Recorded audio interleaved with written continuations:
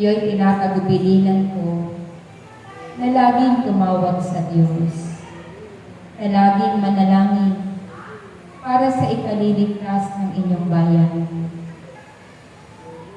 Sapagkat ako'y nakakabag sa maraming tao na nahihirapan sa pagdating ng mga sakuna.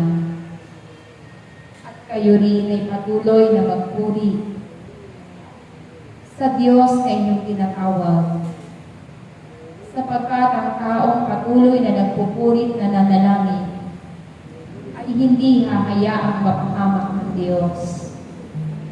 Marami nang nagaganap na pagyanig ng mga lupa, at ito ay maaaring tumikot saan man dako ng daigdig. Ngunit kung kayo'y tapat na nagpupuri sa Diyos, susumikap na makasunod sa kanyang kalooban, patuloy niya kayong iingatan at ililigtas.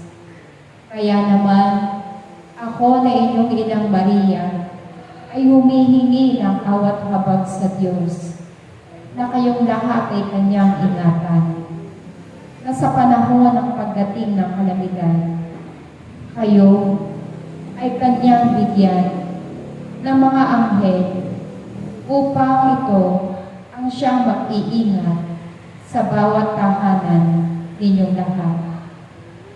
Magpatuloy lamang kayong sumunod ng mayroong pag-ibig at katapatan at ipakikita ng Diyos sa inyo ang kanyang pagliligtas sa araw-araw. Gawin ninyo mga bagay na mabuti, sapagkat ito ang susi patungo sa kanyang kaharian. Ang pagtatanim ninyo ng kabutihan ay siyang magbibigay sa inyo ng kasaganaan. Ang Diyos ay patuloy na nakatunghay sa inyong lahat. Nakikita niya ang lahat ng nagaganap.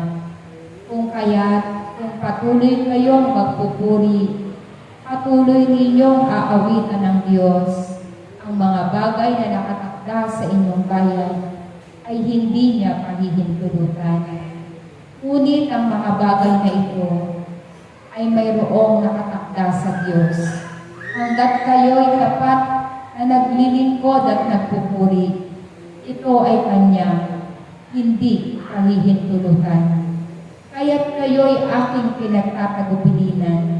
Naway huwag ninyong sayangin ang oras at panahon upang ang kalooban ng Diyos ay hindi niyo magampanan, sapagkat sa inyong pagsunod, kalakip nito ang pag-iingat sa inyong angkan. Batid ng Diyos ang inyong pangangailangan.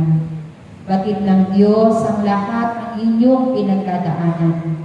Hindi pa man kayo humihingi sa Kanya, ang lahat ng ito ay mayroon ng nakahanda upang ibigay niya ang lahat ng bagay na pangangailangan ninyo sa araw-araw.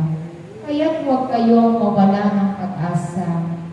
Huwag kayong mawala ng pananampalataya, sapagkat ang Diyos ay makapangyarihan at mayaman sa lahat.